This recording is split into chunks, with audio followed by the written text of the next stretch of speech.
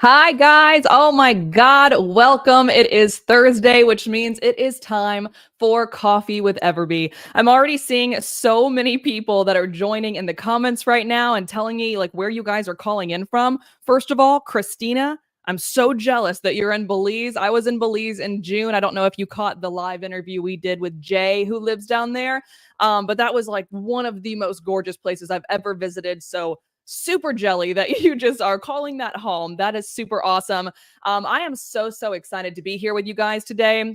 I decided to go live a little bit early because we are actually having our first ever Coffee with EverBee live takeover. So on today's Coffee with EverBee, usually you guys hear me talk for an hour and I don't love that. So I decided let's start adding in a few more people that are in this industry that can help you guys out more than I probably could. Like you guys know, I've always said if I am the smartest person in the room, I am in the wrong room. And that absolutely stands today. I am super excited to have my good friend Scott joining us on today's live. And I'm going to literally just shut up and let him take over in a quick second. But I did want to go over a small few pieces of housekeeping. The first one I want to say really quickly for everyone who's here with me, whether you are watching from Scott's channel today, or if you have been here with me every week since February, or you are brand spanking new to joining these lives with us, I want to say hi and thank you to each and every one of you guys. If you have the ability to go ahead and like this video to help both EverBee and brand creators, that would be fantastic. Also, if you are brand new to this, go ahead and click that subscribe button as well so we can make sure that we are reaching as many people as possible and helping you guys out every week. With that said, if you do attend these lives every Thursday, I wanted to quickly let you guys know that we are actually canceling next week's Coffee with EverBee, but we are actually replacing it with something really fun. So Cody, who is actually the CEO of EverBee, if you don't know him, Cody McGuffey, and I are heading to Dallas, Texas to go to a very large YouTube creators conference. While I'm there, I'm actually going to put Cody in the hot seat and ask him your questions, okay? So it's not going to be a live video. It will be something published to our YouTube channel over the next few weeks. But because we are on site, we will be canceling next week's Coffee with the EverBee live training, okay? So with that said, if you guys have any questions that you want Cody, the CEO of EverBee, to answer for you, what I would love for you to do is go ahead in the comment section of this video today. If you have a question for Cody, if it's a question for Scott, if it's a question for me, don't do this. If it's a question for Cody that you want answered on that little video we're going to do, go ahead and just write Cody next to it.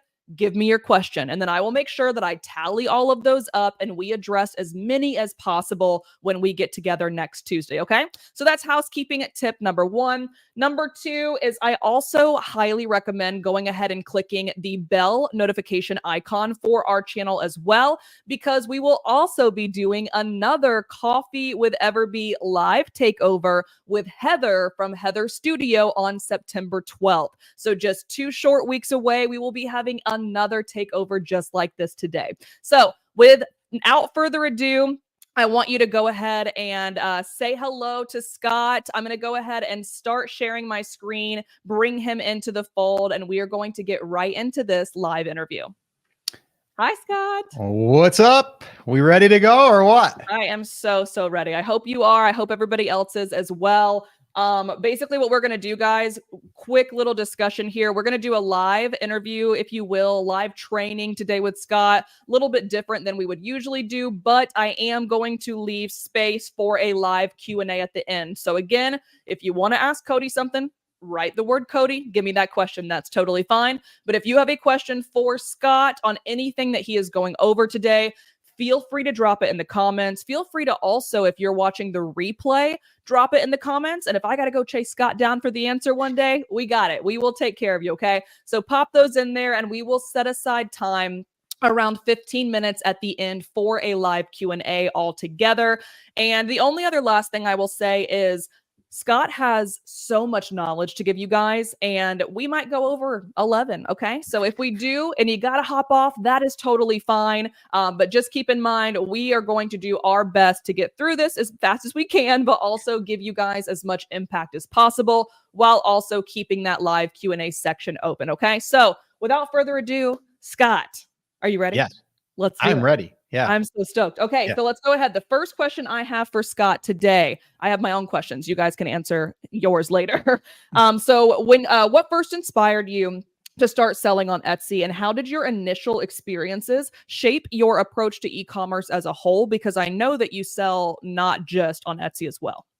Yeah, well, it goes back probably 20 years. We won't get into the entire story, but what really led me to Etsy was my last business partner in an e-commerce brand that I had built, very similar to what we're doing now, but basically through those past experiences. And my past business partner, she went on to start playing around with Etsy. We were selling primarily on Amazon. We were primarily selling on our own Shopify store. And we were selling 7 figures a year through that business. And then from there, we sold the business. And well, my wife started dabbling with Etsy because her friend, who was my business partner, kind of showed her the ropes. And from there, she was just going to do it as a little part-time thing, which she still is. And she did that for about 8 months and maybe a year. And then I started to see these deposits coming in and I'm like, what's going on here? Like, what are you doing?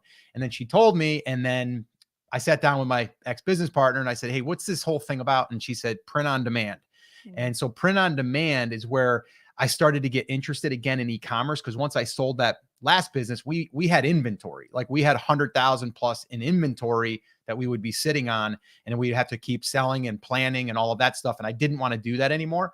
I wanted to do something different. So it's going to take a little time off.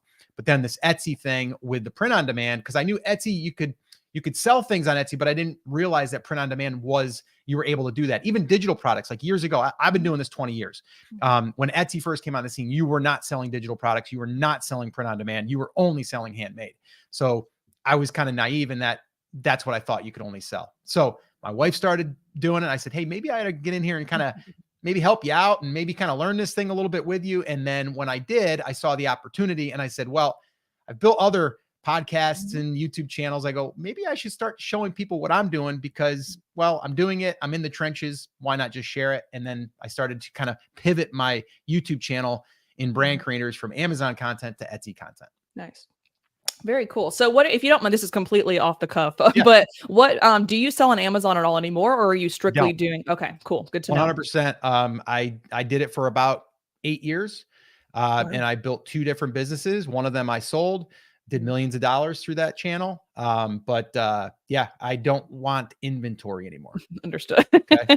I'm done with that. Well, in that little, that spiel you just gave a second ago, you talked about whether it be on Amazon potentially, or obviously on Etsy. First of all, the just huge opportunity that there is, and the fact that it used to be one way and now it's also kind of transitioned into opening the door for multiple different people to get in. Yep. But because of that, that also kind of leads us down. There's so many different people that we are now potentially competing with because of that. So I've stalked you. I'm not going to lie. We talked about this, but I've stalked Scott myself before I ever worked with EverBee for probably a year and a half to 2 years now. And the thing that drew me so much to brand creators in general was you've mentioned the importance of niching down on Etsy and building a brand first. And I think that's like totally opposite of what the majority of people on YouTube are saying. So I love it. I think it makes the most sense because that's how I built my personal brand, outside of EverBee as well. So how can our people identify a profitable niche? And then what advice do you have for sellers who are kind of scared to like narrow in their focus on that? Yeah, well, you're right. I think that's the other thing I saw as an opportunity for me to come in and kind of shine a light on. This is what people are saying, but it's really not a business. Like if you're just selling on Etsy, you don't really have a business in my eyes. E-commerce is like channels. And to me, it's like when I started seeing like people are just saying to just launch a whole bunch of stuff, kind of like eBay back in the day. It's just like retail arbitrage. I've done that too, right? It's Yep. like buy a product, sell a Yep. product, find another product, sell a product. Like it just gets old and you're just constantly chasing. And I saw that and I'm like, man, people just don't realize what it is to build a true e-commerce brand. And so my mindset and my wife, because we've been in business together for over 20 years, we've been married 30 years. And, Congrats. you know, everything that we've done has always been like, not like, oh, what products are selling? Let's sell those. It's always been, what's the niche that we are interested in and that we know that there's people buying products in, and what channel are we going to use to get access to these people? That's it. Like it's as simple as that. But so many people are only looking at, oh, this mug is selling with this design, so let's sell it. It's like, no, that's not a business. That's you trying to tap into a product that's doing really good. I know people right now with politics are doing really good with either side. True. Yeah. But grab the money and run. You know, what are you going to do after the election, right? Like you don't have a business. You're garage selling. That's how I look at it, right? You're just selling stuff, trying to make a quick buck and then go on. But there's no long tail to that. There's no long-term future for that. So my whole thing is just always, you know, the niche comes first. And then we start looking at, okay, the platform, what platform? Etsy, obviously, we're going to look into if we wanted to go Amazon, if we wanted to go Walmart, all of the other ones, right? So that's kind of how I see it. And I don't know if I answered your question on that, but I just went down the rabbit hole there. No, you're good. You did. And I think that also perfectly segues into another question I had for you then, because I've done some light stalking of like your entire journey. Yeah. You wrote a book. I mean, like I've always wanted to do that, you know, so there's so many different things that you've done. You're doing a podcast with your son right now. You've had other podcasts in the past, you know. There's the book. So is that the one you're talking about? Sorry? Is that the one you're talking about, the book? The Take Action Effect? The Take Control, whatever it was? Yeah, the Take Action Effect. Oh, That book was a huge thing, but you're right. Like that tells all of my story from working for my father's construction company all the way up till kind of current. This was written about 4 or 5 years ago. But anyways, I didn't want to cut you off, but I mean, like, no, the not book at all. thing kind of like tells all of those different things and all of the different, you know, things that I've done. Yeah, so I think that first of all, I'm gonna get the book myself because I just want to know more and dig deeper myself. But also the fact that you have been able to pivot, you have been able to, like you just said, you were in like the arbitrage space, for example. I tested that for like a month and I found that it just was not for me because I was having to do so much upfront capital and then hoping to God that it worked, right? So I think you and I are like, you're light years ahead of me, of course, but we're on the same wavelength of being able to test, try different things until we find something that works. So you have scaled your business and found the things that work for you, obviously. Do you mind really quickly before we get into the things that worked, can you talk about the obstacles that you potentially hit and then maybe you overcame, or you hit and you didn't overcame, like any of those challenges or obstacles that you hit as it relates to, let's say, the Etsy space for now? And then just things that you think that like are people, whether they're, you know, vets or they're beginners, are there anything like that you want to talk about today? I think the biggest thing that we ran into as far as Etsy goes, and this happened actually last year, and someone asked me this, you know, like, okay, so are you going to try to double what you did last year? Right. So last Q4. Now, again, I want to just make this very clear. Like, this is not our full-time gig, right? Like my wife doesn't want to be having a full-time job. I don't want her to have a full-time job. I want her to, we were photographers back in the day. We ran a photography business, very successful. And that's her creative outlet, was that newborns, like all of that. Right. And so this was her creative outlet. When it turns into a pressing job where all of a sudden now you're not able to sit down and watch a Christmas show because you're personalizing things, that becomes an issue. And to us, it wasn't about this being our main thing.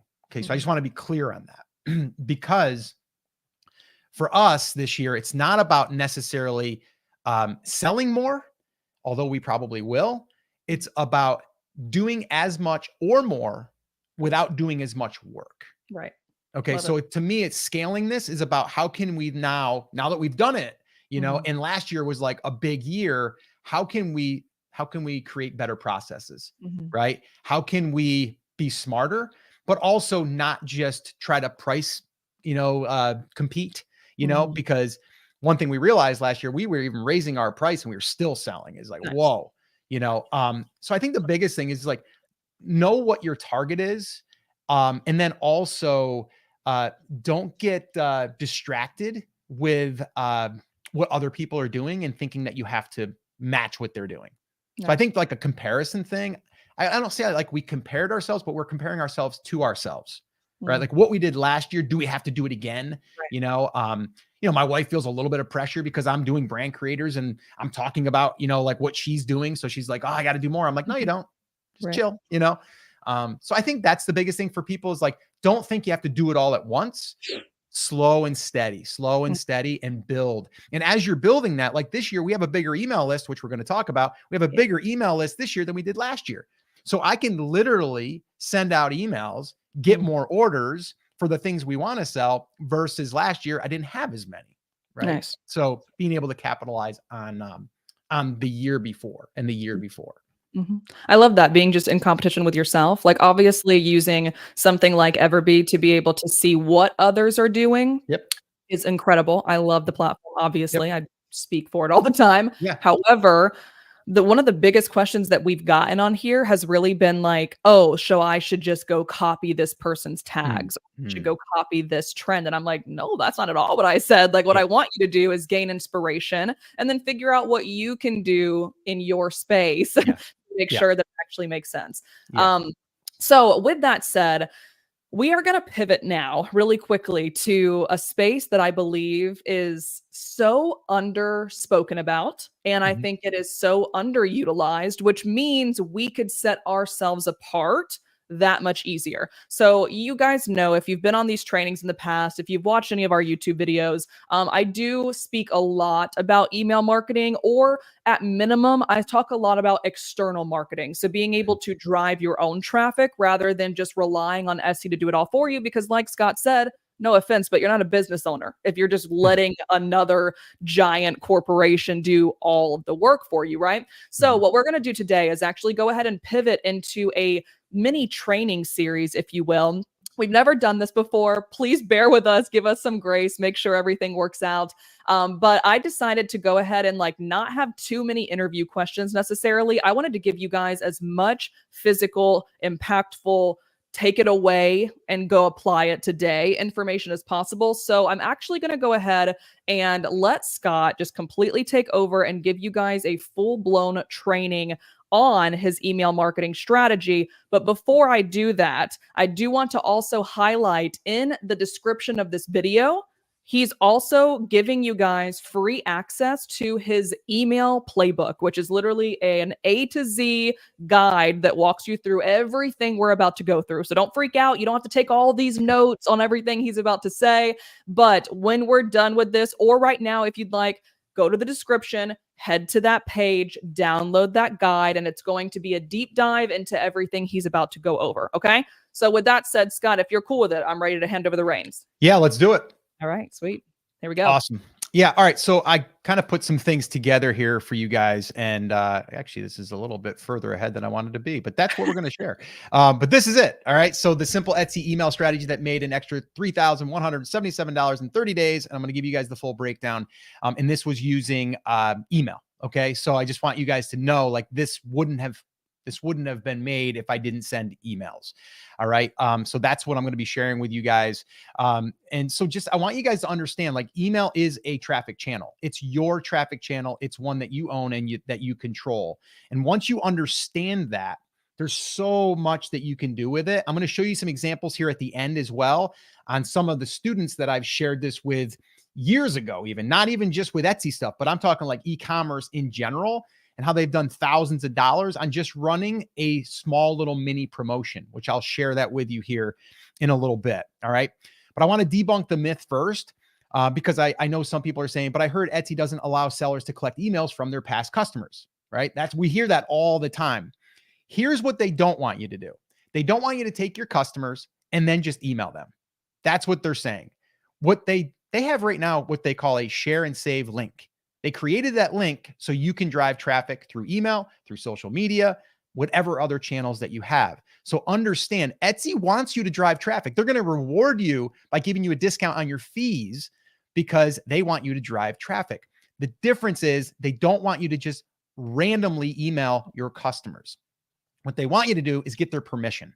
That's the key word there. They want you to get their permission. And I'll share with you how we can do this pretty easily. But Etsy wants free traffic. Why wouldn't they, right? They want people to come to their platform. And we're going to use email marketing to drive traffic and sales. And we're going to benefit. They're going to benefit. Okay. So that's basically how we're going to run this. So the case study that I'm going to share with you is $3,177 that we generated in 30 days. I'm going to give you that full breakdown. So since September 6th, this was when they rolled it out. They rolled it out last September. All right. When they did that, now this is all that we've done more than this. Now we've done over about $8,000 in email sales. But right here, we sent out some emails. We got 78 orders that totaled $4,301. Okay. Now you can see we saved $172 because those were the fees that they gave us a refund. So, go out for a nice dinner, right? Take the wife out, maybe the kids. I don't know, wherever we go, $172. It's pretty good, right? So we saved a little bit there. They announced this on September 6th of last year. Okay. The share and save. You're going to want to use the share and save because it allows you now to track it. Now, we were sending emails way before the share and save. So we probably did double that or maybe even triple that because we've been sending emails almost since day one that I got involved. Okay. Because that was the first thing I said to my wife. I said, we got to start building an email list. Right. So that was the first thing that we did. So basically they kind of walk you through it in the back end, share unique links, buyer clicks the link from the purchase your shop and watch your savings add up 4% off the total of your Etsy bill. Okay. So here was September 6th through the 30th. When I first heard about it, I'm like, oh, cool. Let's go ahead and use this link. Let's send out some emails. So we were able to generate 26 orders, $1,124, and we saved $44.99. Okay. Just from the 6th through the 30th. October 1st through the 31st. Now, again, this was last year, 3865 in clicks. That's what I got. 52 orders that totaled $3,177. And we saved $127. So this here is what I call the Etsy flywheel effect, is when we're able to now take a sale, run it through our shop. The other thing that this does, by the way, is it helps your SEO, because what does Etsy want? Sales. Do you think that their algorithm likes to see sales? They're going to promote products that are organically, by the way, not even through ads, that are getting sales. So this is how we can kind of get that flywheel going. And back in the day in Amazon, that was our strategy. We would literally take our email list and drive sales deeply discounted so we could spike the algorithm, and then we would come up on top. Like, it was literally our strategy. Guess what? No one on Etsy is doing it. So I said, we're going to take that same strategy and bring it over here and see what happens. And we've been doing really well organically because of it. So that's the flywheel effect. You can see here in our stats here, email marketing was up for this time period of 176%, which is pretty good. So we get that sales boost in search results as well. You can see all of our searches up. Everything's up. Okay. So this is the little diagram I threw together. You got your Etsy shop, you got your products, you got your regular sales, right? But then if we take email marketing and then push more sales, it's only going to help us rank. It's going to help get more reviews. What do reviews do? They give us a higher conversion rate, which turns into a sale, which gets us more exposure. It's a flywheel. The Etsy quality score. Etsy just came out yesterday with their visibility thing now, right? They have a search visibility built into our back end. If not, you should look at your dashboard. It might be there. They're rolling it out now. And they're going to tell you, like, quality score is a big deal. Okay. So you're going to get better quality score, seller rating, star seller, all that stuff. All happens because we're injecting more sales. Email marketing allows us to do that. So the proof, again, like I said, everyone likes proof. We sent out some emails, 78 orders, did 4,301, saved $172. So now these are 17 emails that we sent over 8 weeks. Okay. 17 emails. And I know some of you are like, well, Scott, what do you send? I'll share an example with you here in a little bit. Here's my calendar. This was my cadence. Okay. Sent one out on Thursday. Then I sent one out the next Wednesday. Then I sent one out on Friday. So I just usually am sending, and depending on the time of year, 1 email a week to 2 emails a week, generally speaking. If I'm running a promotion, there's something I call our 4-day profit push, which I'm going to walk you guys through that here shortly. But that there works really well. I think one of the biggest mistakes I see people that have an email list, is they don't email their list. And they're like, I don't want to bother them. It's like, you're not bothering, you're sending the right stuff. It works. Trust me. So this here happened. I'm going to share this with you here in a second. So where I have that kind of highlighted in like blue, that there happened because I got an announcement from Etsy that they were doing something special. So I'm like, oh, perfect. I'm going to turn this into a promotion. Again, I was able to do this because I had an email list. If I didn't have an email list, I'm like doing what everybody else is doing. Etsy ads, maybe, doing my SEO, finding those keywords that are going to make me magically appear above all my competition. That's not how it works. It's not going to happen. So what to send in the emails. So let me give you a product launch promo example of what this looks like.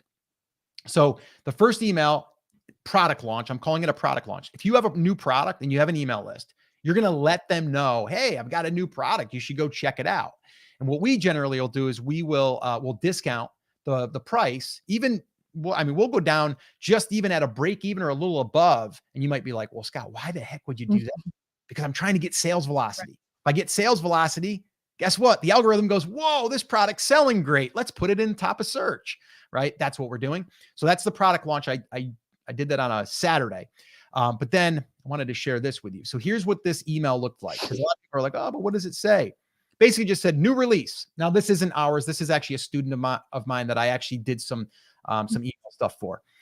Yes, you read that correctly. Today, I'm releasing my brand new rustic wood Christmas signs. I'm so excited on how they turned out. Smiley face. You can check them out here. And then the link is right there. They'll click it. They go over to the Etsy shop. They over to the listing. I'm also giving 40% off these new signs during my launch week and will be the only time these are offered at this price. These will make great gifts too. Smiley face. There's 80 days until Christmas. If you want to know, LOL, take care. Talk to you soon. PS, you can find all my holiday items here in the Etsy shop. That's the email. Like that's the emails that I send. They're that simple. Now they're simple, but there's some stuff going on in there and we don't have all day to go into that, but there's some copywriting things that I've learned over the years. But you can just see how simple it is, right? I'm not using a lot of graphics. I'm not using emojis in there. Like I'm literally keeping it as stripped down as possible because I want it to be as though I'm communicating with a friend. Like you and I would be emailing each other. So that was the email number one. Scott, do you mind if I ask you a quick question? Yeah, go ahead. We'll go back there. So because I've gotten this question before, I know someone's probably thinking this as well. I'm also giving 40% off these new signs during my launch week. Yep. Is this something that you are offering as an incentive only to compensate your email subscribers? Or is this something and I know this was someone else's account, of course, but for your strategy, would it be for them and then you give them a coupon code that they can apply? Or is it a 40% off on that particular product or that particular, let's say section or whatever on your Etsy store itself for everyone? Yeah. Generally it's going to work like this. I've done it both ways. When you give someone else another action to take, copy and paste, gotcha. It reduces the amount of uptake that you get. Okay. Now what I do, remember this is launch week. So I'm going to make it available on Etsy. So Etsy can now go, oh, there's something on sale. Let's put it in our sale area, right? Because every place that they offer sales, you could possibly get seen. The other thing is I want to drive as much traffic there. I'm going to turn on my Etsy ads too at the same time, right? So I'm literally just trying to send a flood of traffic here so I can get sales, so I can get reviews, so I can start upping myself in the ranks. So no, I do not give a code anymore. I used to, but I'm like, you know what? I'm just going to make the thing 40% off. I'm going to send an email. I'm going to turn on my Etsy ads. I'm going to do whatever else I can to get attention to this listing. Okay. Another follow-up question. Sorry. I'm putting Scott on the spot here. He does not know these things. So in your opinion, when you are obviously making a coupon on Etsy, it's a link, right? Like you can obviously give them the coupon code or you can give them the link and it can take them to that exact thing. Do you think it's a better idea as a business owner to include that link for let's say you give 50% off for your email people compared to 40% off for everybody. So you put that link in here. So they're only taking one action instead of the share and save link, or do you still prefer the share and save link over that? Yeah, I do prefer the share and save just because I want to see all of the sales that I've done through that link. Cool. Okay. Makes sense. Easy to Only me. way we can track it right now. That you can't track it individually. I wish you could. Mm. But because sometimes here's what's going to happen too. Like down on the bottom there where it says in the PS, it says you can find all my holiday items here in my Etsy shop. You're going to get other sales from this. You're not just going to get it off that 40% off deal. Yep. That's the other thing. And that's another reason why I'm really advocating that people build a niche, brand, because now when you come in, you're not just coming after the one t-shirt. You're going to be like, oh, they also have handbags. They've got this, they've got that. And it's within your niche. You might take that cart value and go from $25 to $100. Nice. Love it. Right. Okay. So that's Beautiful. what I would say there. Sounds cool. Good. Awesome. All right. So this happened. Okay. So it says we're giving even more shoppers an even bigger discount. So Etsy came out with this thing where they were like, we're going to give your customers $5. They actually did it after this too for $10 because it works so well. And they're like, we're going to give, $5 off your customer's order and we're going to give you $5. And I'm like, holy crap, that's incredible. That's awesome. And so I said, you know what? I'm going to turn this thing into a little promotion because they're running this for a certain period of time. I've got an email list. I know how to write email. I'm going to go ahead and send email and let people know about it. And I'm not just going to send one email. I'm going to send a few emails. Okay. And so I took advantage of this. So whenever you see an opportunity, like Etsy might be running something special, you let your list know about it and they're going to benefit from it. Okay. So that's what I did here. So then here's what I did here. I said, and I'm not going to read the entire thing, but basically it says, on top of the savings, so this here was kind of like a reminder email, the next email that was sent after that first one, okay? And it says, over the weekend, I received some pretty exciting news that I get to pass along to you. Last week, I announced my rustic wood Christmas door signs and the big discount I'm having for the release. Well, on top of that savings, you can now get an extra $10 off. And I think this one was for the $10 off one. Everything in my Etsy shop, you spend $40 or more, okay? Go here to snag this deal. Right. This special ends Wednesday night. I'm giving a deadline. Really important. Here's to some early Christmas shopping. Smiley face. Have a great Monday. Talk to you soon. Ty, that's her name. P.S. This special also includes all my personalized items such as stockings, ornaments, and tree skirts. Go here to grab your savings. Boom. Done. Email. Okay. So I took something that they offered and I turned it into something that I could let them know. Am I bothering them? No, I'm letting them know of something else that they might not have been aware of and my thing, right? So I didn't get any kickback. We didn't get any kickback and she did pretty good with this promotion. So basically started as a product release. So I'm like, okay, I'm going to do a little product release. And then all of a sudden this happened. I'm like, all right, Scott, audible. We got to make this change. We got to change this play. Boom. And I go in and I set up this and we sent out an email Monday, Tuesday. The special offer for Etsy was ending on Wednesday night. So I sent 3 emails on Wednesday, one in the morning, one in the afternoon, and one at night. And I know some people are like, what the heck? Sending 3 emails. I've been doing this now for, like I said, 20 years with a brick and mortar, but I'd say 15 online. I've done millions of dollars in email. That one little thing there, if you guys take that and run with it after you build a list, will make thousands and thousands of dollars. It works for me to this day. I just did a thing for brand creators 4 weeks ago. Email, same sequence. Whatever business I'm running, it's going to run through a deadline sequence. Start, middle, and end. Okay. They're always going to have it. So anyway, so I call it our profit push emails. I've kind of coined it as that because every time we do it, we make money every single time. Like there's not a time I have sent this and I've not made any sales. 0. Nice. So it works. All right. So here's what it looks like. A little bit more of a diagram, 10,000 foot view. Day 1, we have the announcement. Day 2, we remind them of the announcement. Day 3, we say, hey, it's ending tomorrow. And then day 4 ends tonight. That's in the morning, afternoon, ends tonight. And then the last one ends tonight. Now it doesn't always say ends tonight. It might say like reminder, or it might say only 12 hours left, or the last one might say last call or final notice or something like that. Okay. So this here, I plug this into pretty much any business and that's the sequence that I run. That's the sequence. So here I kind of did this. I did this for another training, but I wanted to share it with you guys. So basically I tracked everything for October. So week 1 sent emails, 12 orders, $724. Week 2, 18 orders, $1,125. Week 3, only 370. I think I sent 1 email that week. And then week 4, 957. Nice. Okay. So that's the breakdown from sending 1 to 2 emails a week. Okay. That's it. And so out of those 11 emails, we produced $3,177. Amazing. Okay. From sending emails, which, that really, it hurts your fingers. I mean, I don't like typing, so it does hurt your fingers. I will say that, if you're not Chat good at GPT, he can help you out. So now the next question always is like, well, how do you build your email list? Did we want to stop here, pause? Did we have any questions that we wanted to answer here? Or do you want me to just keep rolling? So it's funny you say that because that was actually one of the questions. So I will go ahead and spotlight that really quickly. Okay. Jeremy asked, how do you acquire the emails through lead ads or lead pages? ? What sites are best for Etsy products to promote this, to be able to get people there? Facebook, Google, Pinterest, TikTok, blah, blah, blah. This person is currently doing a digital art product. I personally don't even think you're allowed to be honest, to like put money behind opt-in forms, but I wanted to kind of get your feedback on that. Are you doing any ads to generate these opt-ins, or is it simply just people that are currently buying from you? No, we are running outside ads, but Nice. and we're not doing it all the time. So I have what we call our fishbowl method. It's our giveaway method. I'll share that here with you guys here in a second. But basically, it's where we're outside of Etsy. We're building a list in our niche, and then from there, we're in turn we're sharing our products with them. Nice. So so we are putting money behind that. Not always. We only do it probably 4 times a year.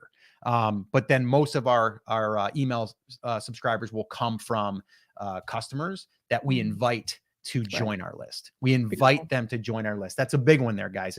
We're not like just sending them emails. We're inviting them, and you can do that inside of Etsy.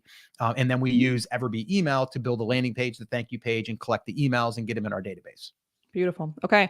With that, another thing completely segueing into what we're about to ask, so I'll go ahead and do it. I have everything set up. This is from Aaron Long. I have everything set up and have included a link for people to sign up for my email list, offering a discount when they do. However, I have not had, excuse me, I have not had anyone sign up yet. How do we get things to take off? Which I'm assuming you're about to go through in just a quick second. So we can definitely spotlight that one. And then the last thing was Beth Carls did ask which email tool you use to send these marketing promotions, which I believe you just answered, but we can hit that one too. Yeah, it's EverBee email is the one that we're using now. I used to use ConvertKit, and then when EverBee came out with EverBee email, I was one of the first beta testers and kind of helping it, and still kind of helping with it. We've got some cool things that I'm kind of leaning into that I think they're going to be implementing here in the near future that's going to make this even better. But it's great now, but there's one thing that I'm working on, guys, that if we get that thing integrated, it's going to be amazing. I'm so excited. It's going to save a step. So to answer that question, like, how do you, like, you've got like your page built. It's one thing to get a page built, but if you don't have any traffic or if you don't have any sales, it's going to be hard to build that list. So that's why we have to go outside of Etsy and drive traffic, but we have to target the right people. And that's what I'm going to go through right here. Sweet. So I'll just go ahead and start going through this. So method number 1 to build the email list. Now, again, I want you guys to realize, like, this is what I've adopted this from other businesses that I run. Okay. The e-commerce brand that I was talking about that we built and sold from, an Amazon, product-based business, then, the Shopify and all that stuff. We initially built our email list before we even had a product for sale. So let me just let that sink in. I did exactly what I'm going to share with you. Actually, method 2 will be the one that I used to build an email list before I even had a product that I was building so I could launch the products. Okay. So method number 1 to build that email list is your Etsy customers. But if you don't have customers, it's gonna be hard to build a list, right? So if you have customers, which we're heading into Q4, now's the time to get this stuff set up, because the influx of traffic and the influx of sales, we want to be able to have as many chances as we can to get those people on our email list. And we want them to give us permission to be able to send them emails. All right. So this is what it looks like. We have our Etsy customer. We send them an email confirmation. We ask them to subscribe, and then they're added to our email list. That's like the basic bare bones. People are like, well, how do you send them an email to invite them? Well, your first message that goes out inside of Etsy, you can customize that. It's a generic message, but it's pretty much customizable. You can put anything you want in there. And you might say something like, hey, thank you so much for your order. We're a family-owned business. We truly appreciate each and every one of our customers, and we will be sending your package out very, very soon. While I got you, I'd love to invite you to our VIP club where we do monthly giveaways and we do, discounts and we do, special releases. If you'd like to join, click here. Now they have to click. They go to a landing page, built an EverBee email, and then they put their name and email address in and they say, yes, that's what we want. Right. And so if that's not set up right now, you want that set up. The one other mistake I see people making is they're like, hey, join my newsletter. Why do I want to join your newsletter? Like, I don't need to join a newsletter. Give them a reason. Is it a discount? Yeah, join my newsletter and get 10% off. No, don't use newsletter. Use something else. And also 10% isn't enough. I would say 20% would be great, but I like VIP club because then it means you're part of the club. You're going to get more than just that 20%. You're going to get all of these other cool things. So I always call our thing a VIP club for whatever it is, right? The bass fishing VIP club. Okay. So that's the thing that you can do immediately. So set it up in EverBee email, landing page, thank you page. And then from there, you're going to take that and you are going to put that link inside of that message, inviting them to join. That's it. Okay. Very, very simple to do. Now, again, if you don't have customers coming in, your list is going to be built very, very slowly. The other thing you can do with this, though, is you can throw that link inside of your announcement. You can throw that link in your description. You can throw that link in an image slot and just announce that you're doing a VIP club. One little thing I would say here, and I don't have a visual to show you guys, but one thing I would do is I would not use the EverBee link as like they're going to type that in, because it's so long and it's just really hard to type that all in. What you want to do is invest like $10 in a domain name. So something like bassfishingvipclub.com, right? Buy that, forward that to your link in EverBee. And then now you put that in your header. You can put it in your image slot. You can put it wherever you want, right? It's easier to remember, but it's easier also to key in. Little side tip there. But that's it. That's how we're building it through the customers. Okay. Now I put this here because this was my last thing. Just pay attention, right? What I'm about to share with you. If you're asleep, wake up. Yeah. If you're sleeping, wake up. This gets exciting. So this email thing works for any platform. I've done it on Etsy. I've done it on Amazon, and I've done it on our own website. Right. So what you're about to, all of this stuff that you're learning, this can be applied to any business. Like I said, I learned this 15 years ago. And I'm still using the same principles today. It's actually easier today, but it's the same principles. So I wanted to call a little bit of a timeout just so you guys realize what you're doing here on Etsy doesn't mean that that's the only place it's going to ever be used. You're building a skill, and it's really, really powerful. So I just wanted to kind of point that out. So method number 2. We call this the fishbowl method because my wife and I, we kind of came up with this years ago with our photography business. We had a brick and mortar business, and we would do a school gala every year. And we would donate a package of $200 for a portrait session for your family. And right. So we set up at the gala some easels with all of our nice work. And then we were going to give away this thing. So we're part of the gala. But then while we're there, I'm like, well, let's capture people that are interested in our services. So we put a fishbowl out there. And we took little pieces of paper and we had a slot there that said name and email, and they would write their name and they would write their email, and then they would fold it and put it in the fishbowl. And at the end of the night, we'd go, all right, the winner is, and we'd mix them up. Hey, it's Sally. And we're going to make sure that you get your family portrait, right? And then what we would do is we'd go home and we'd enter all of those emails because they didn't have email opt-ins at the time. They didn't have EverBee email. And so what we would do is we would enter them by hand and put them into Outlook Express. And then we would blind copy and send it to 300 people. And then we would say, hey, you didn't win at the gala. It was really nice seeing you there, but we wanted to give you a discount. So that's how this whole thing happened. So now how can we use this with e-commerce? Very, very simple. It's actually easier. So the reason why we do this is it's fast. It's easy to start. And again, like super easy. I'm going to walk you through it real quick. People love giveaways. I do. You do. Everyone does. It's shareable. You get free traffic when people share it.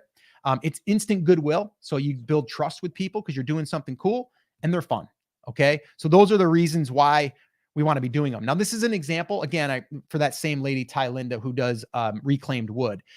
So basically what we did is we came into it with like, we're going to maybe give like 4 or 5 different, different products. We always want to have 3 to 4 to 5 products and bring that value up. Her value was $675 in value. Doesn't have to be that high. I like $100 or more, but this is just a couple of examples.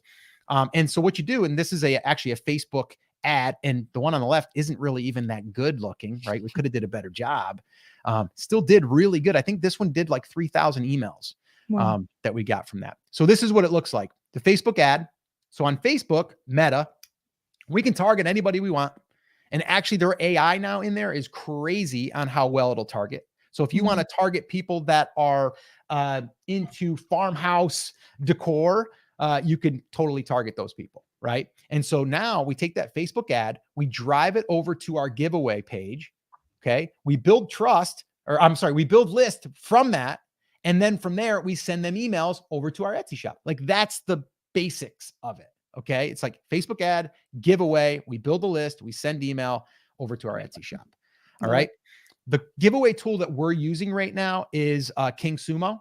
Now King Sumo isn't integrated with EverBee email. So we do have to, there's another step in there. Okay. Which is not a big deal, but the reason why I'm using a tool like this, and I'm not like promoting King Sumo. You can use any giveaway tool you want.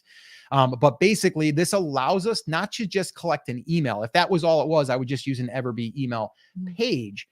This here has a lot of components built in that allows you to be able to share it. It gives you a countdown. It gives you all kinds of really, really cool things that makes it a giveaway and also makes it more shareable, which is the thing that we want.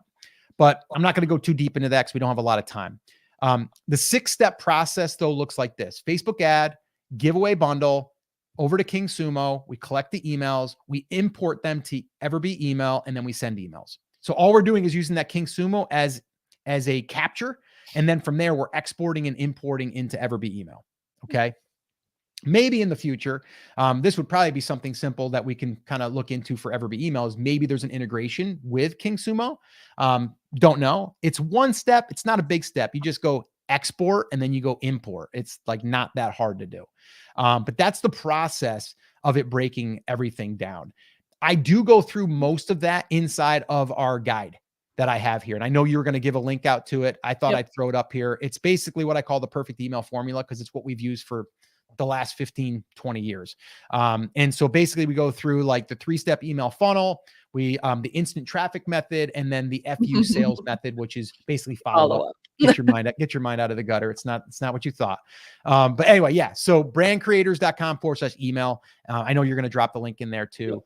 But that's pretty much what I got there. I do have some examples of the profit push if we want to go there, but if we have any questions, we can answer those.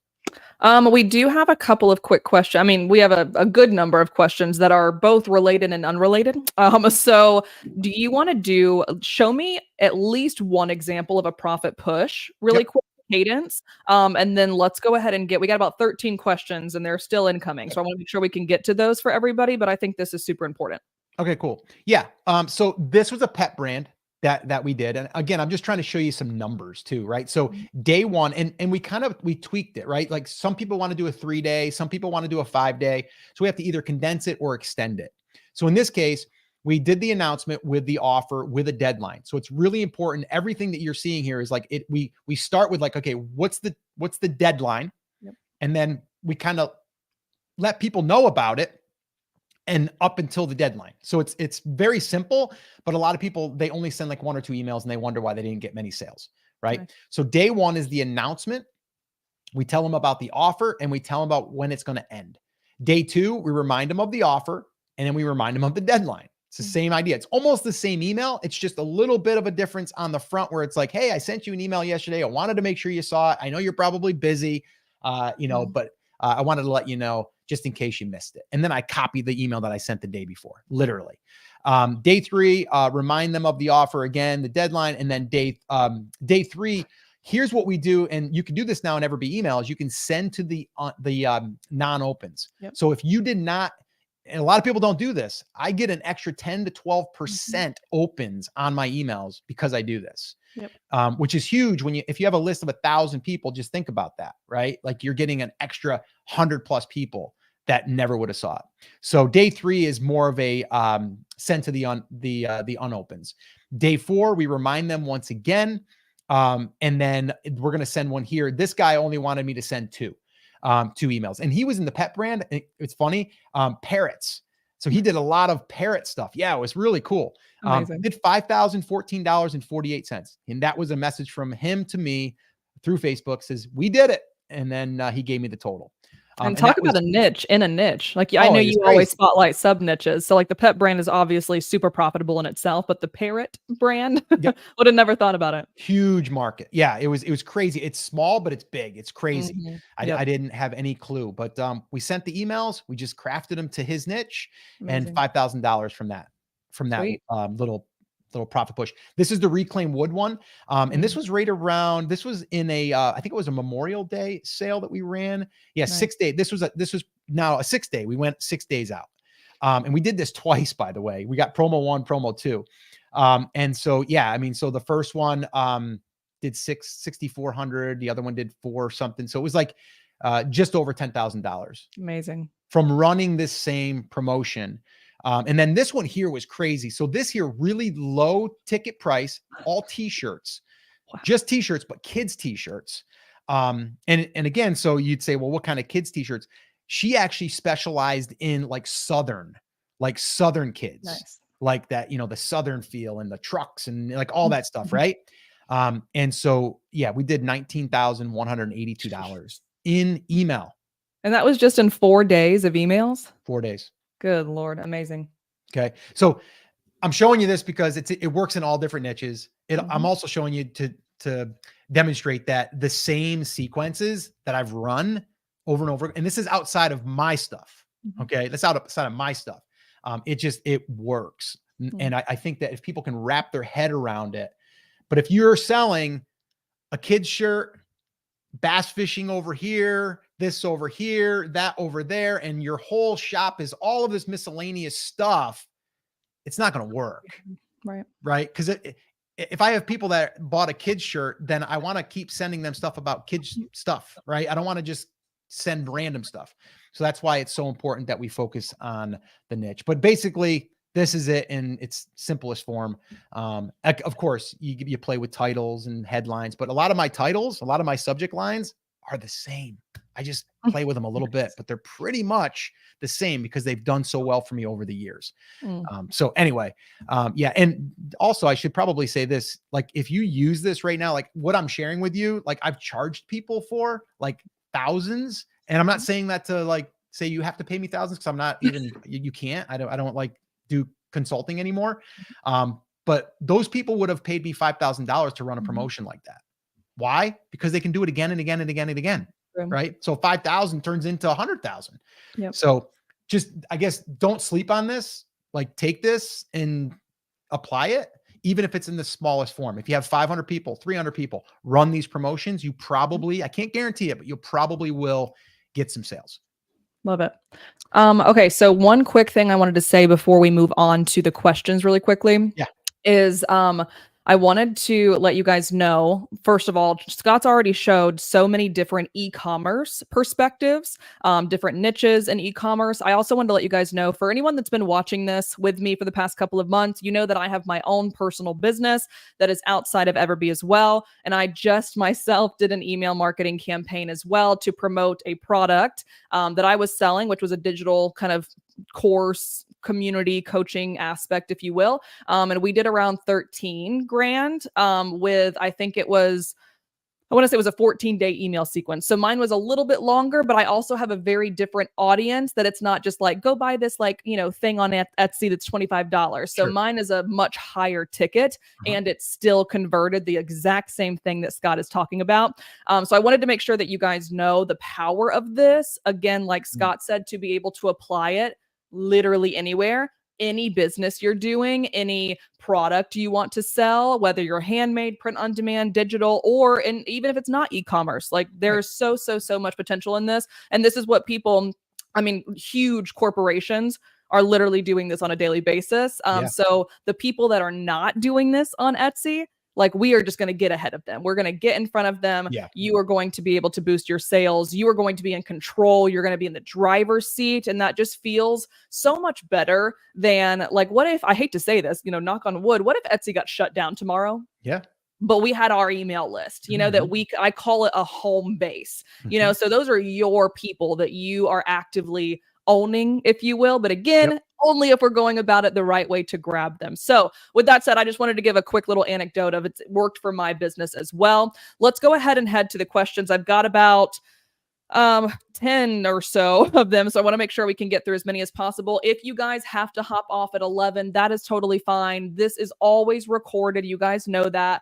Feel free to head back to either EverBee's channel or Scott's channel. This is live on both of those. So feel free, if you need to hop off, you can always come back and rewatch it. So Scott, since you don't see which I'm going to put a little caveat here. I don't think this is what Scott was saying, but we're going to hit it. Yeah. Since you don't see an Etsy shop as a true business, do you at least think Etsy is good as a business training wheels for beginners? 100%. That's why I recommend everyone start there, right? Because I've started on all those other platforms.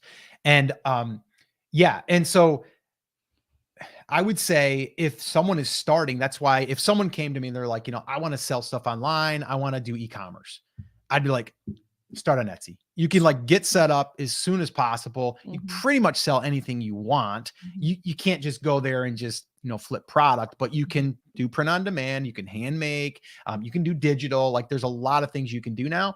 Definitely a great place to learn. They take care of all the all of the merchant fees and all of the stuff that you would have to figure that stuff out. Like people say like, I'm just going to go to Shopify, screw Etsy. And I'm like, do you realize what it takes to drive traffic? Like you gotta get the traffic. You're tapping into their traffic.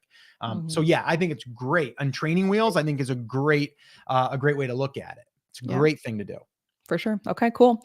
The next thing was, this is actually something I can probably answer real fast, but Scott, if you have any other to it by all means, but someone said, how do you actually receive the reports in Etsy and organic and paid? And James, all you really have to do is head to your shop manager, go to the stats section, and then you should be able to drive all of those numbers down. So the screenshots that Scott was sharing with us, which is basically, the direct or other traffic, and it said that 3,000 came in, like that's all related to your stats section. And then all you have to do is go to marketing and then go to paid ads. So if you are looking for the paid section, that's where those analytics are going to be. If you are looking for the organic section, it's going to be in the stats. Is there anything else you want to add there, Scott? No, that's it. Yeah, it's pretty simple. Easy. It's pretty cool. simple. Sounds good. All right. So this is actually something you brought up, and I know it's so new, so it might not be something that we can even answer on here, but in the new visibility section on Etsy, they are pushing for less than $6 shipping. Since that's not really an option for POD sellers, which is not necessarily true, you just have to find the right products. But since it's not an option for POD sellers, should we not stress the visibility piece, or do we add the cost into the product and move to free shipping guarantee instead? What are your thoughts? Okay. Well, I would say if you can do free shipping, you're always going to probably see an advantage. If you're brand new, I would encourage free shipping. But it's funny that you bring that up because my wife had $8 shipping just the other day. And then this happened. We changed it to $6, right? So we're doing it because they clearly say if you're going to charge more than $6, it could impact your visibility. What are we going to do? Are we going to just take a hit on that? No, we're going to raise our price. Like you have to. Like, I mean, other businesses are doing the same darn thing. It's like, you have to figure that in. That's part of your cost. Like people look at it and like, well, I don't want to just charge more because of the shipping. It's like, do you have to pay for it? It's part of your cost, right? It's a line item, right? Like, so no, I would just increase the price. If you've been selling a little while, you might want to test it, is at least get to that $6 mark and then just absorb it. So like some of our stuff might be $10. So we're absorbing the 4, but the 4 is going to be built into the price. That just comes out of our profit margin. Love that.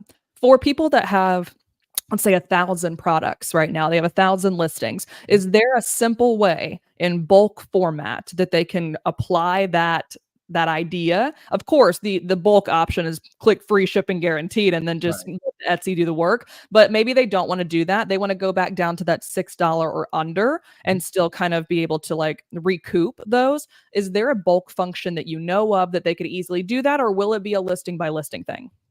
Yeah, I'm pretty sure as of right now, it's a listing by listing thing, although they could have a bulk option.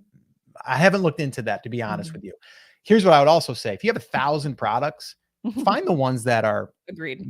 that are probably going to sell, because there's probably, I don't know, 900 products that aren't, and you're going to waste all that time trying to figure out that thing. I always start from the top and work myself down. Mhm. What products have the most demand that Yep. are going to bring in traffic and sales? Those are the ones I would work on. The other ones, so they don't get visibility because you didn't change your pricing. Yeah. Cool. I love that. Yep. This isn't actually a question about email, which I've actually never thought of this, so I'm really glad someone asked because if so, I've been doing this wrong. So I'm glad someone brought it up. Do you have to worry about trademark phrases in your emails or your email subject lines, i.e., last call? Hmm. You Yeah, mean like never if thought you're about it. talking about Taylor Swift or something, Well, or I mean, probably shouldn't use her name necessarily, but like, so last call, for example, is technically a trademark phrase, which is insane. But she's asking, are we allowed to utilize that in our own email marketing? And in my opinion, the answer is 100% yes, but yeah. don't do like Taylor Swift's face, don't do Taylor Swift's name, stuff like that. Right. Yeah. I mean, yeah, we got to use a little bit of common sense there.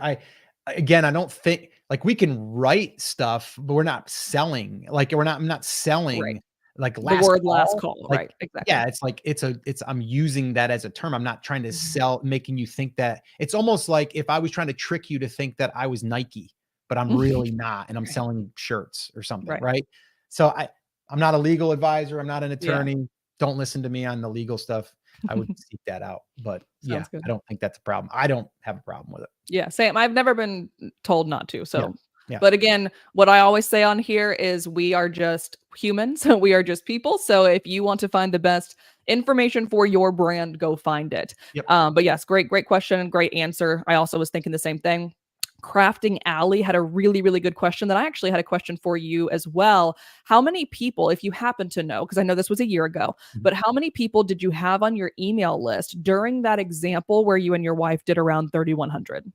Yeah, I think there was right around 4,000. Okay, very Yeah. cool. Yeah. And then I'll say for mine as well, I think so I have my list, and this is a much larger conversation one day, but like I have my list segmented out into like I think 13 separate lists. So I technically have a list of around 19,000 email subscribers myself. However, the list that generated the 13,000 in sales was 160 people. Mm. So Yeah. a lot of them converted, to say the least, right? Yeah. So you do not have to have this giant list to No. be able to make this work as long as you have the product and the verbiage that is going to speak best to that person. Yep. All right, we got just a couple more here. So just so I understand, when someone buys from me on Etsy, Mhm. I can include an invite to subscribe to my VIP club in the thank you message. Is that where you want us to put that? Yeah, that's where I'm putting it, right? Mhm. And so again, you have to think about like Etsy themselves. Would they have a problem with you putting it in the welcome message? I don't believe so, because I'm driving them right back to Etsy, right? True. If they join, here's how it works. Create that page, that landing page in EverBee email. It says, hey, join the VIP club and get instant 20% off your first order. Well, Mhm. they click enter or submit, and then they go to the thank you page, and the thank you page says, here's your code. So I create one code. And Mhm. then from there, the link is going to go right to my Etsy shop. Right. So I'm not taking them off platform. If you were taking them off platform, I'd be like, well, if Etsy ever saw that, they could get, a little upset about that. But we're just driving them back there. So yes, that is where I'm saying to put it, Mhm. because they have to they have to click on that link. They have to enter their name and email address, and they have to say, yes, I would like to receive this. Perfect. Love it. So Sophie asked a really good question I've never been asked before. How can we run a giveaway? Same concept that you have, profit push, that kind of cadence. How can we run a giveaway among our existing email customers Mm. rather than externally? Oh, I love this actually, because I didn't Mhm. put that up. So one of the other things that we do Mhm. is we always, whenever we run a new giveaway, we always let our email list know. I let them know first before I do any paid ads. Mm-hmm. And the reason why is because they're also now getting an advantage, right? They're like, oh, cool. I'm on this guy's list and I'm getting, a chance to win more stuff. This is awesome. So I always run it to them. And if that's all that you wanted your strategy to be, that's fine. Because here's the deal.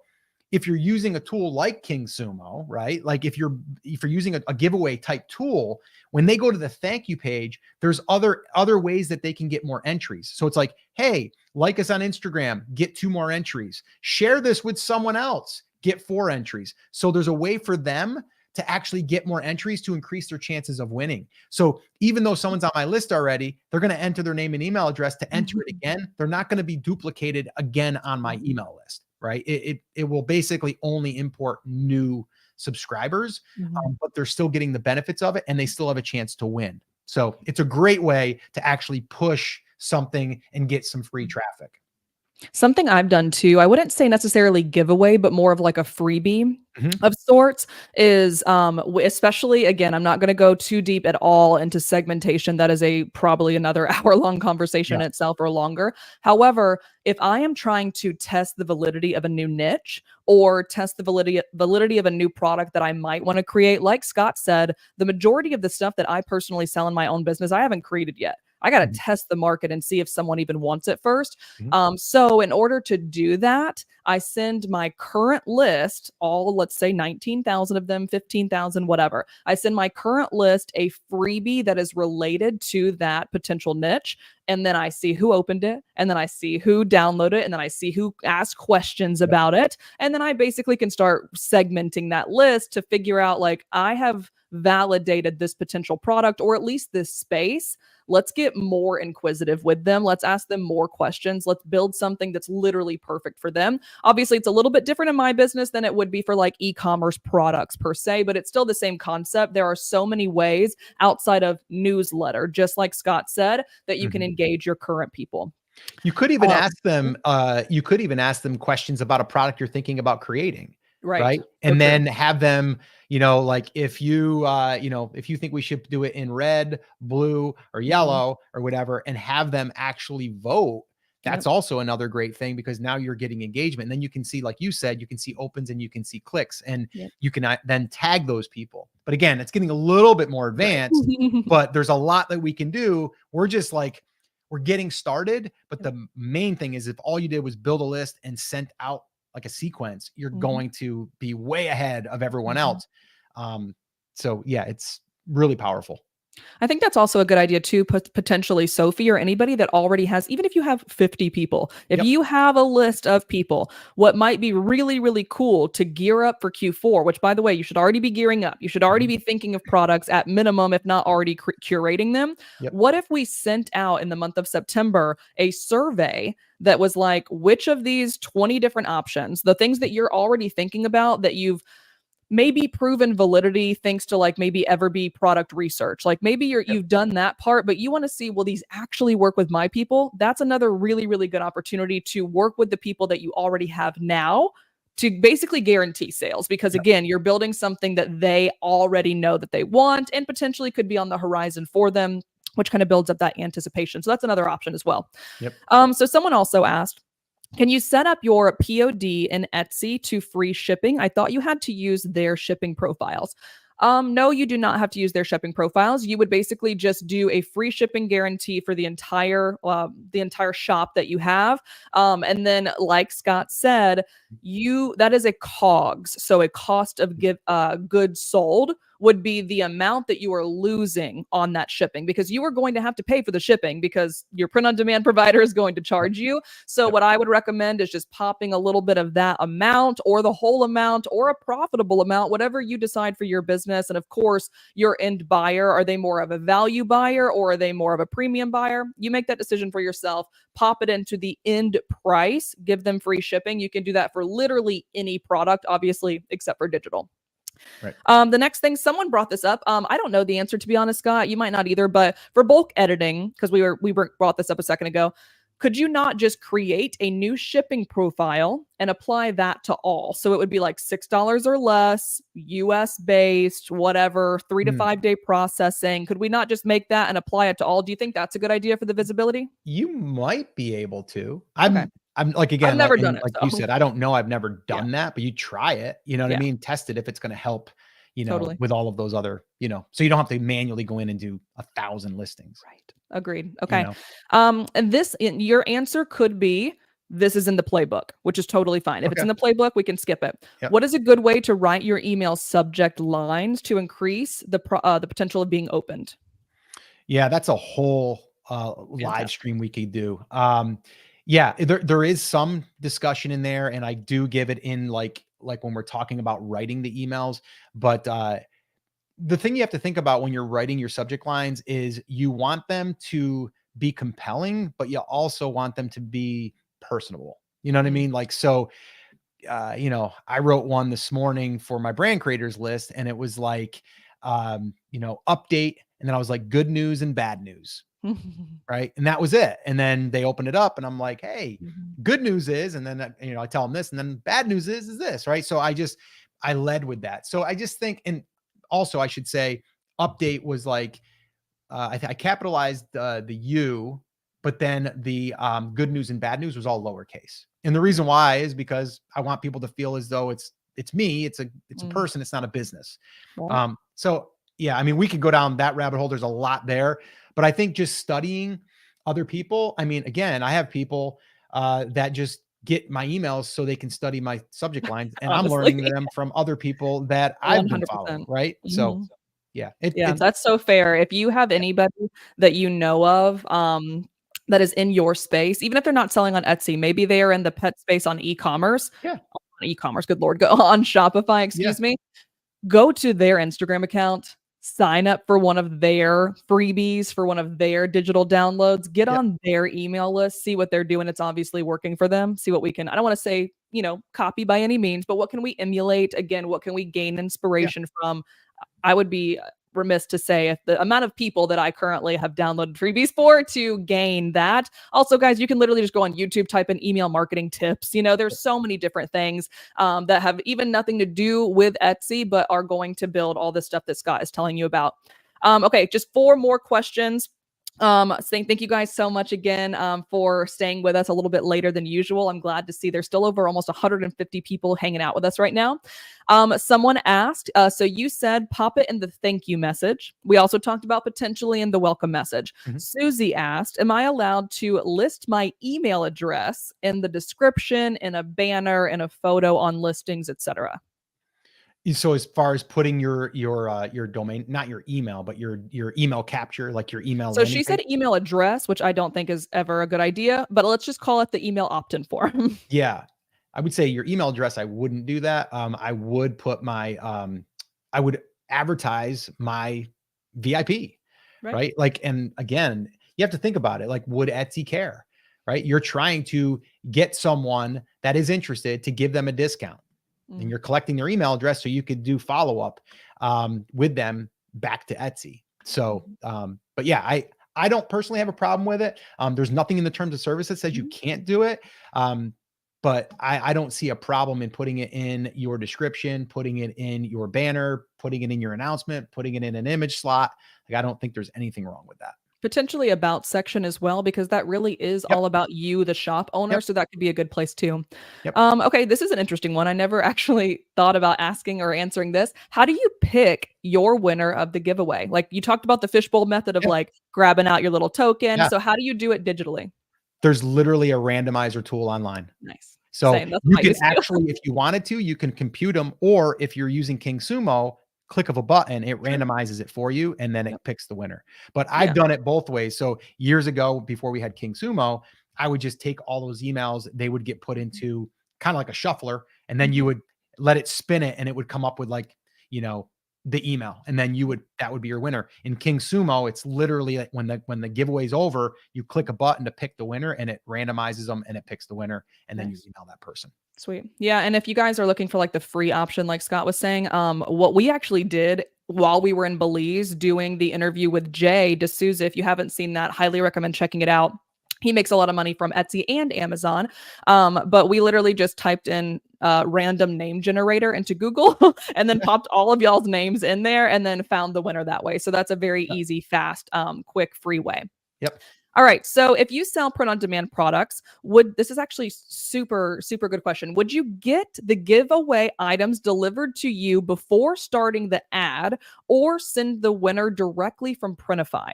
So, Yeah. or whoever, Yeah. whoever they're using. And then my thoughts on this, like, piggyback to this question is, do you use like mock-up photos from your print on demand provider, or is it better to have samples in hand and those help the performance of the ad? Yeah.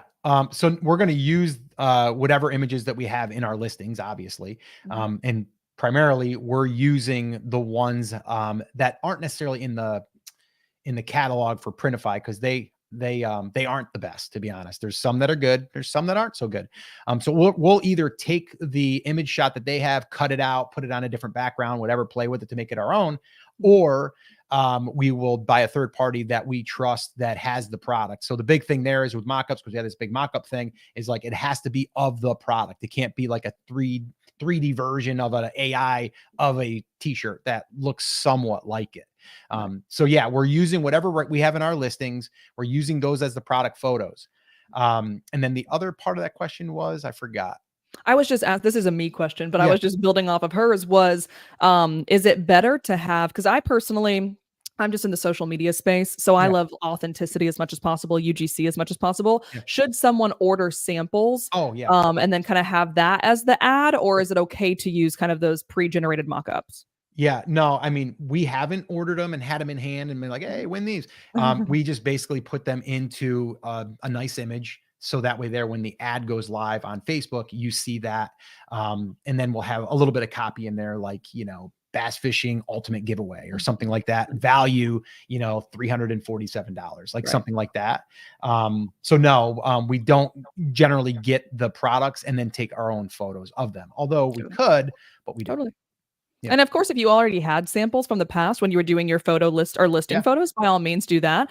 But to answer the second part of her question, because of Scott's answer, Mhm. you can do it either way. So knowing that we don't have to have samples in hand to be able to make this work, you can straight up just create a manual order Yep. in your Yep. print on demand partners thing, pop Yep. their email, or excuse me, their home address in, send it out. Or if you want to send it to yourself and then send it to them, that's fine. But just keep in mind, you'll be paying for shipping twice. So just Right. keep that in mind. Right. Yeah.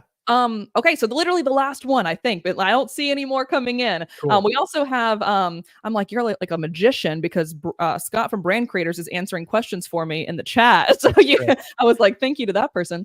Yeah. But this is the last one we have for this today. Do you have any suggestions for a giveaway for a digital slash printable shop? We've talked a lot about physical products. We've talked a lot about like how to showcase those physical products. Is it the same concept for digital, or do you have any ideas there? I do. It depends on the product and what the digital item is. If it's a digital, here's a great one.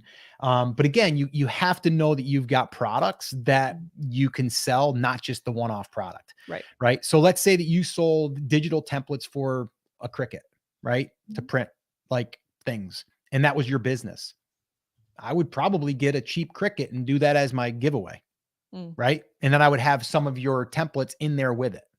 Right. So I'd bring up the value, because if you have like, it depends on, okay, if we're talking about someone that's making templates for a real estate person that's going to sell more houses, right, and they're charging $59 for those, then I would give those away and that would be my giveaway, and I would target realtors, right? But if we're talking about someone that's selling stickers, right, and they're only $3.95, we have to figure out what's going to be a bigger giveaway item that could also lead to your product. So I'll give you an example. The other brand that we had, we did a lot of like home cooking items for bigger products. So pressure cookers, big deal back, about 3-4 years ago. We created a cover for a pressure cooker. Nice. That sold well too. And so what we did there is we gave away a pressure cooker with our cover. Hey, that's smart. Right. So we spent, $150 on the pressure cooker. Our item probably cost us like maybe 15, but it was worth a $200 value. So we have that. And then when people buy it, we know they got a pressure cooker, and guess what else we got to sell? We got a little pizza insert. We got like little cups that you can make like yogurt things, and all of the accessories that go in that pressure cooker we sell. Nice. Right. So that's how I would look at it. If you sell a digital item, is like, what else could you, what else is the product being used for? If it's scrapbooking, maybe do it like some physical scrapbooks that they're going to use. And then they just happen to buy your pages to make their scrapbooks nicer. I love that because I didn't even, it's funny. I actually used this exact strategy and didn't even know that I did it. I didn't even think anything of it, but you're saying that the product that I said that I sold 13 grand through email last month, I gave everyone, cause it was basically for people who want to be content creators like me and like you. And I ended up giving them a free choice of a lavalier microphone or a tripod. And I didn't even think about it, but that's technically what I was doing, was like giving them a physical object in tandem with a digital product. So that's very smart. I'm glad that I didn't know that I did it because it worked out. Okay, so we do actually have one more question. People are just like, they are loving this. I'm so glad to have you here, Scott, today because you were just helping these people out so much. Do you make videos for your Facebook/Meta/Instagram ads, or do you just do static images, carousels? Walk me through that. Yeah, typically it's going to be just a static image. We've tested videos, and videos are okay. Videos are the one positive thing with a video. If we want to get a little bit more advanced, is we can then run retargeting to people that actually watch more of the video than others, like 25%, 50%, 75%. That's getting really kind of advanced. But what we do is a lot of times we'll just use the static image, or we'll use the carousel. Nice. But primarily, I think the last time we ran it, it was a static image, and it outperformed the others. Amazing. Very cool. Yeah. The only thing I would say about a carousel potential is maybe the static image as the very first header photo. And then as you swipe through, it's individual product photos. Yes. That'd be the only way that I would see a carousel would outperform a static. But usually, I mean, static ironically does really well on Facebook. And it also feels very organic too, especially like the example that you showed that you were like, it's not the best, like most beautiful Canva generated graphic, but it felt very genuine being in someone's feed because it's a human creating it. So I absolutely love that. Okay, guys, with that said, wow, that was amazing. Thank you, Scott, for being here. I'm so grateful to have you. Scott and I have obviously been in each other's circles for a while now, but this is the first time that we've been able to do this together for EverBee. So I just, first of all, full of gratitude to have you here, full of gratitude to have the knowledge base and the 20 years, 2 decades worth of experience here.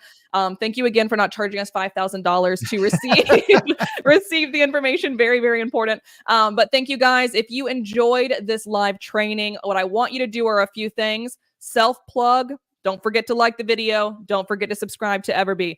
Secondary plug, go to brand creators immediately and do the exact same thing for my friend Scott here. He posts so much, like I consume it on a weekly basis. So he posts so much content that I know is going to help you guys out, whether you're a beginner, whether you're trying to be more advanced and learn those kind of things. Like we lightly hit on segmentation. We lightly hit on ads. He's going to deep dive into that kind of stuff for you. So head over to brand creators on YouTube, give him a follow, like all of his videos, whatever you got to do. And then I also highly recommend in the description of this particular live training together, you're going to find his YouTube channel. You're going to find his website. And you're also going to find, like I discussed earlier, the link to download that email playbook written directly by Scott, deep dives into everything we went over today. So do not miss those 3 things. Scott, is there anything else? Any last minute things you want to say? Any last minute advice for anybody who watched this today or might watch this on replay?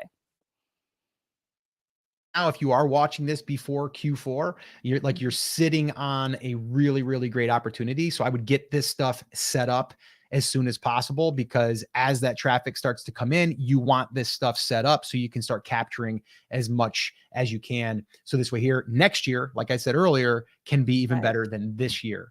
And it can give you that control. But other than that, just start small, baby steps, a little bit at a time. And if you're building out a brand, it can really start to compound on itself. And those orders will start to get a little bit bigger because you have more products that one person can buy. Agreed. Okay. I love it, guys. Well, thank you again so much for being here. Shout out to everyone also watching the replay. If you're watching this on our channel and you didn't get to make it to the live, that is totally fine. We love you all, guys, nonetheless. Please don't forget, we are not meeting next Thursday, but 2 Thursdays from now, I will also be in this exact same setting with a Coffee with EverBee takeover with Heather from Heather Studios. So come back and see me in 2 weeks. And until then, we'll talk to you guys then. Bye, Thanks. guys. Thank you, See Leslie. ya. Bye.